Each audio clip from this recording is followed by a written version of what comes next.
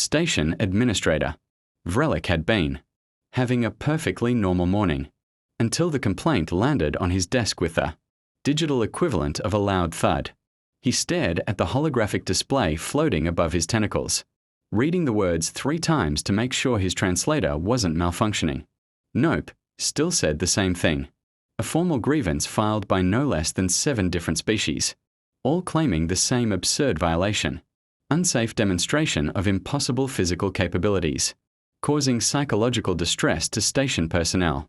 By the ancestors, Vrelik muttered, his skin shifting to a confused shade of purple. What in the 12 systems is this supposed to mean? His assistant, a young Quilnari named Tep, scuttled over on his 6 legs, antennae twitching with barely contained amusement. You haven't heard, Administrator? It's the human, the one from the new diplomatic mission. The human. Vrelik's eye stalks drooped. Of course it was the human. It was always the humans lately, ever since their planet had joined the Galactic Council 3 cycles ago. His incident reports had tripled. What did they do this time? Eat something that should have killed them? Befriend a predator? Tell one of their so-called jokes that nobody understands? Oh, this one's special. Sir. Tep's mandibles clicked in what passed for laughter among his people. Apparently, Lieutenant Marcus Webb decided to go for his morning exercise routine in the high-gravity training section. Vrelik felt his 3 hearts sink simultaneously. How high? 5.2 standard gravities. The administrator's tentacles went limp, and he had to grip his desk to avoid sliding off his chair. 5.2? But that section is clearly marked. Only species with reinforced skeletal structures and enhanced musculature are permitted. In zones above 3 gravities, the human should have been crushed. Should have been. Yes. Tep pulled up security footage on the wall display. But well, you might want to see this for yourself. The video began playing, and Vrelik watched in growing horror as a human male, wearing nothing but some ridiculous tight fabric covering his torso and legs, casually jogged through the entrance to Training Bay 7. The gravity indicator in the corner of the feed clearly showed 5.2 G. The human should have collapsed immediately. His bones should have snapped like dried Kelthian reeds. His internal organs should have liquefied. Instead, Marcus Webb stretched his arms over his head, bent down to touch his toes with surprising flexibility considering he should have been a puddle of organic matter. And then the absolute madman started running. Not struggling, not crawling, running. His feet pounded against the reinforced deck plating in a steady rhythm. Sweat began forming on his skin within the first minute, which made sense because his cardiovascular system was probably screaming in protest. But the human just kept going, lap after lap around the circular track. How long did he go? Vrelik asked, his voice barely above a whisper. 43 minutes, sir. Then he did something he called push-ups and sit-ups for another 20. After that, he walked to the station commissary and ate approximately twice his body weight in protein. Vrelik pulled up the list of complainants. Let me guess, everyone who witnessed this filed a report? Not everyone, but yes, the 7 species who were using the adjacent training facilities all submitted formal grievances. The Horthax delegation says they were attempting to complete their monthly strength assessment when they saw the human through the observation window. Their champion, Grakthar, apparently dropped a 50 kilograms weight on his foot and had to be taken to medical because he was startled by the human. Because he stopped midlift to stare, sir. According to the medical report, he said, and I quote, "The soft flesh demon runs where mountains would break. How can we call ourselves warriors when pink things mock gravity itself?" Despite the absurdity of the situation, Vrelik felt a twinge of sympathy. The Horthax were proud beings. 7 feet of muscle and chitin evolved on a high-gravity world themselves. To see a species that looked like they could be snapped in half by a stiff breeze, outperforming them, that had to sting. What about the others? He asked. Tep scrolled through the complaints. The Felnari observers claimed their meditation session was disrupted by disturbing displays of biological impossibility. 3 Quellen students say they're now questioning their entire understanding of physics and require counseling. The Micron trade representative insists the human must be enhanced with illegal technology and demands a full investigation. And oh, this is my favorite. The vaxxed priest says the human is clearly possessed by chaos spirits and should be exorcised immediately. Vrelik rubbed his eye stalks, feeling a headache forming in all 3 of his brain lobes. Has anyone actually asked the human how he did it? Oh, yes, sir. Security Officer Plentel questioned him right after he exited the training bay. Would you like to hear the recording? At this point, why not? The audio played and Vrelik heard Plentel's nervous voice, the Quellen's translator adding a slight mechanical echo. Excuse me, Lieutenant Webb. We need to discuss your recent activity in Training Bay 7. Oh, hey, Plenth. The human's voice was cheerful, energetic. How did he sound energetic after exercising in 5 times normal gravity? What's up, buddy? What is up, Lieutenant? Is that you just spent nearly an hour in a 5 gravity environment. That should have killed you. Multiple witnesses have filed complaints. Can you explain how you survived, let alone exercised? There was a pause. Then the human made a noise somewhere between a laugh and a cough. Wait, you're serious? Guys, that's adorable. Look, Earth's gravity is about 9.8 meters per second squared. Your station standard is what? Around 8. So, 5 times your standard is only about 4.1 times Earth gravity. Yeah, it's tough. Definitely feel the burn, but it's not impossible. We've been training astronauts and pilots in high-G environments for centuries. But your skeletal structure, Plentel sputtered. Your species has no exoskeleton, no reinforced bone plating, no secondary support systems.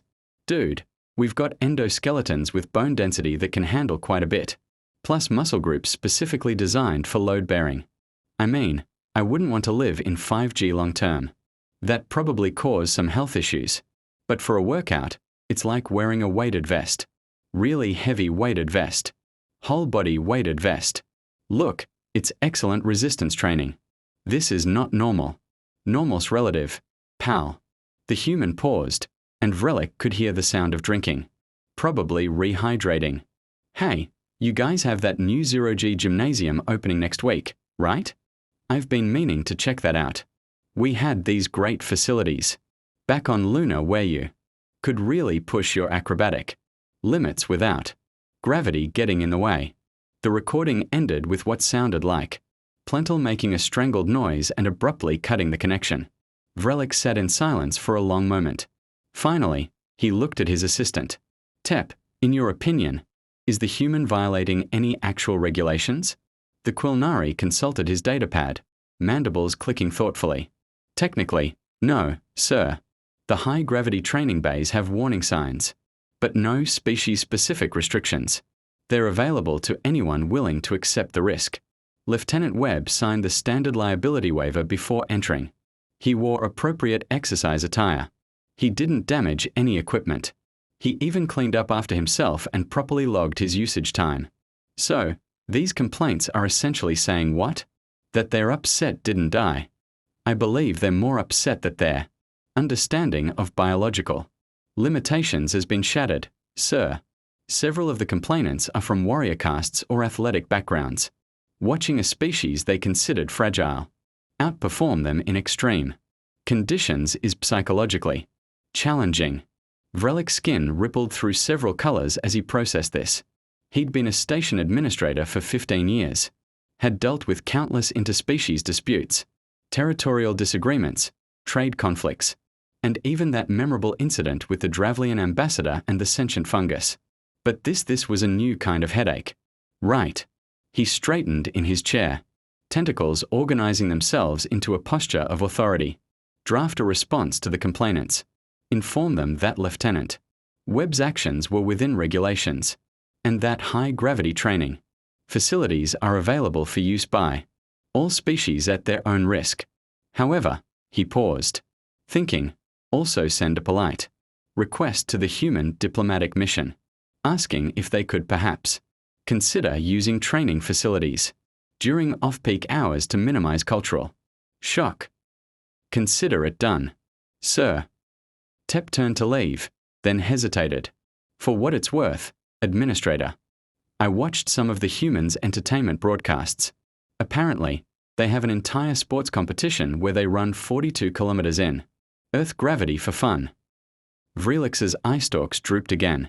Please stop talking. Yes, sir. Alone in his office, Vrelik pulled up the complete file on humanity. The Galactic Council had compiled extensive data on the new species, and he'd skimmed it when Earth first made contact. But he hadn't really studied it. Now seemed like an excellent time. Homeworld, Earth. Gravity, 9.8 meters per second carat 2. Higher than station standard. Atmospheric composition, 21%. Oxygen. Aggressive. Surface conditions. Extreme variation including deserts. Frozen wastelands. Humid jungles. Volcanic regions. Population distribution. Every single environment mentioned. Natural predators.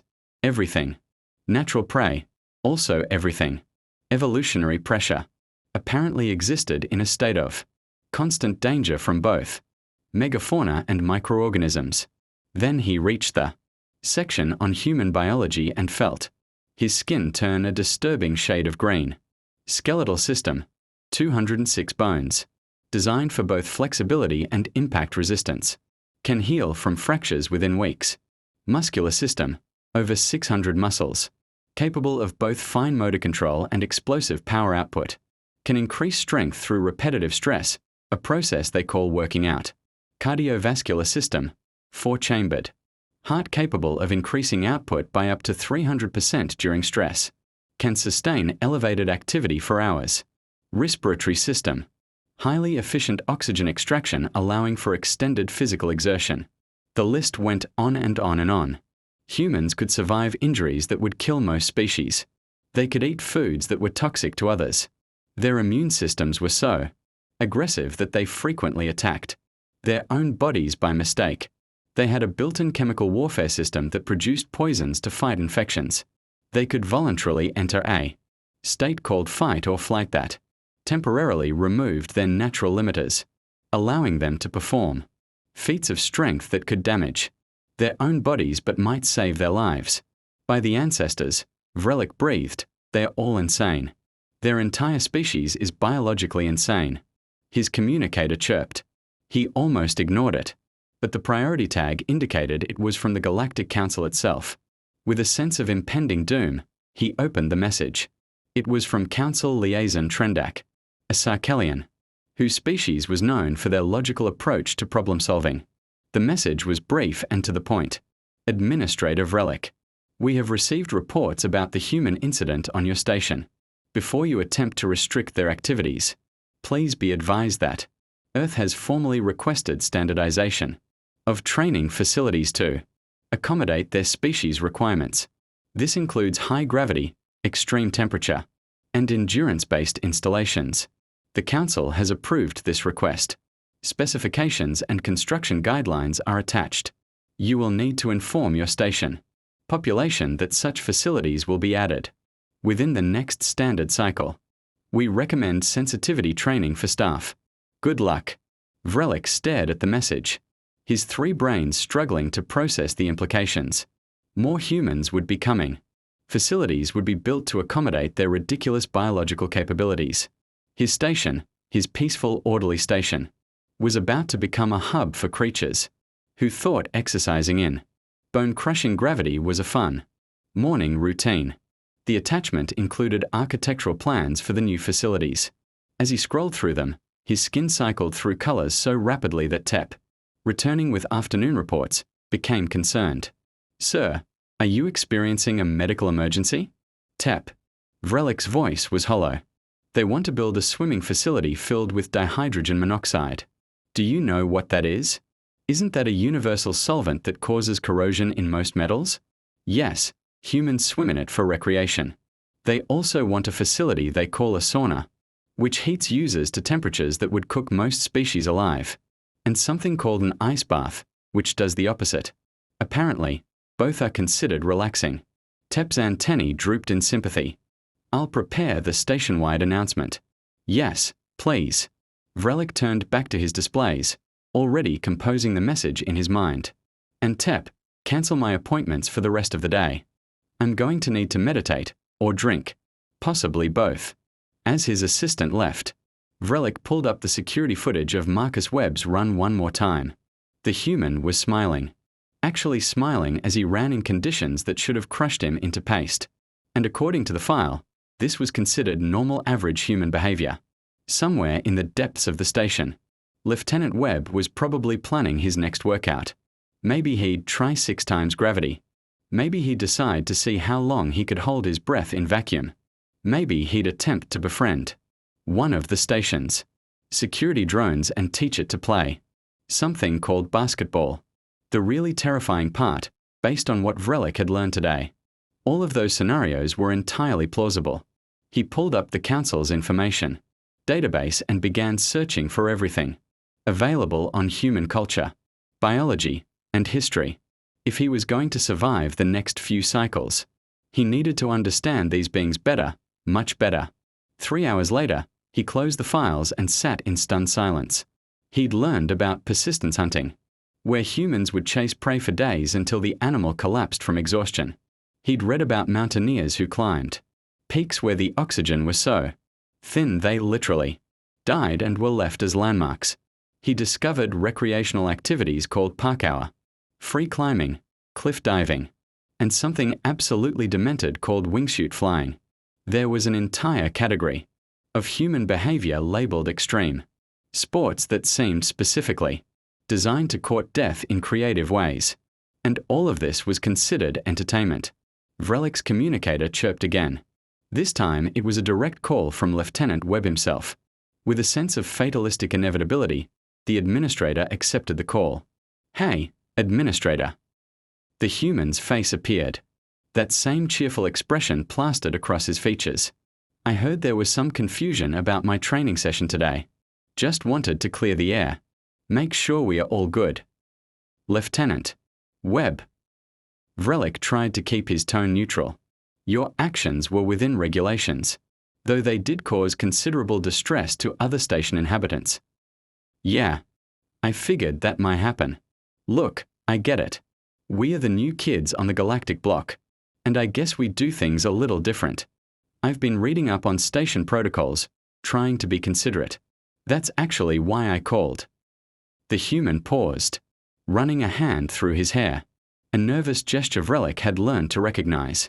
Some of the other humans in the diplomatic mission were talking about setting up a weekly group run. You know, help with morale, team building, that sort of thing. We were thinking maybe we could reserve one of the training bays for a couple of hours each week. We'd keep to ourselves. Wouldn't disturb anyone. A group run. Vrelik repeated slowly. How many humans are we discussing? Oh, just the 23 of us assigned to the mission. Well, 23 who are into running. A few prefer cycling or swimming, but we figured we'd start with something simple. 23 humans running, possibly in high gravity, all at once. Vrelik made a decision. Lieutenant, I'll approve your request on one condition. Name it. You allow other species to observe if they wish from a safe location, behind shielded viewing ports with medical personnel on standby. Marcus Webb laughed, the sound genuine and warm. You want to turn our workouts into a spectator sport? I want to reduce complaints by normalizing your species' capabilities. If the station population becomes accustomed to seeing humans exercise, perhaps the shock will diminish. That's actually pretty smart. Exposure therapy, basically. Sure, we can do that. Might even be fun. Just maybe warn people first. I'd hate for someone to faint and crack their head open because they saw me doing burpees. I'll include appropriate disclaimers. Vrelik paused. Lieutenant, can I ask you something? Shoot. Why? Why push yourself so hard when you don't have to?